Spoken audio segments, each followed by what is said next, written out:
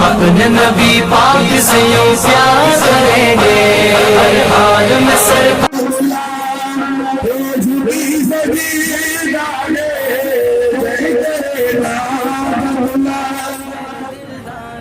दिन करमपुर मां आवां सां मिलाद जश्न रैली के हवाले से ताज़ा तरीन ख़बर की आगाही शेयर कंदा हलूं। करमपुर मिलाद जश्न रैली गोठ आरब खान जाफरी खां इलाके के मुख्तलिफ़ रस्तन का थींदी ईदगाह ग्राउंड करमपुर पहुती, जिते मुख्तसर महफ़िल नात जो इनकाद किया वियो।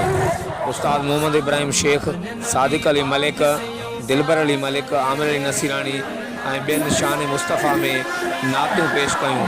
जश्न रैली में शहर इलाके के मानून वडी तादाद में शिरकत कई।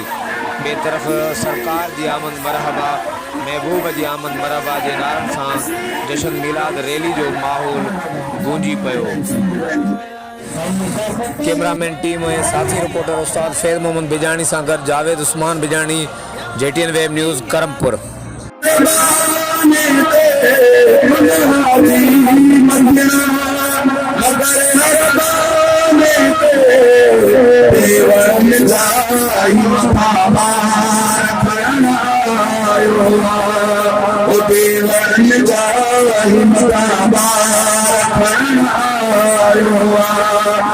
मके बात